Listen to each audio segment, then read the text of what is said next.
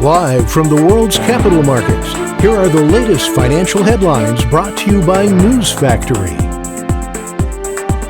Hello and welcome to Wednesday's financial news.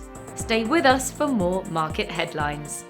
The dollar-yen pair made a minor upwards correction in the last session, gaining 0.1%. The stochastic RSI is giving a negative signal. The Bitcoin-dollar pair gained 4.9% in the last session, after rising as much as 5.7% during the session. The stochastic indicator is giving a negative signal.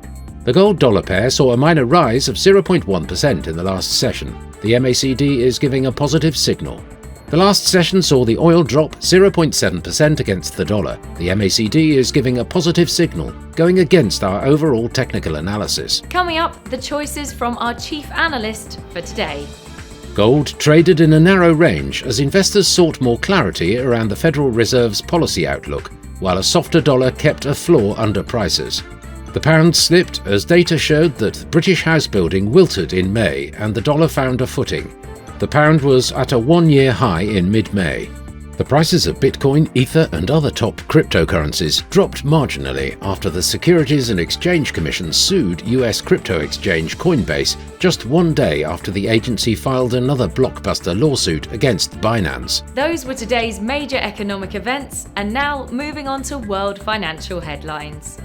The French imports will be released at 06:45 GMT. The French exports at 06:45 GMT.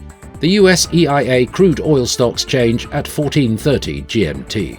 Japan's gross domestic product will be released at 23:50 GMT. The UK's RICS housing price balance at 2300 hours and 1 minute GMT.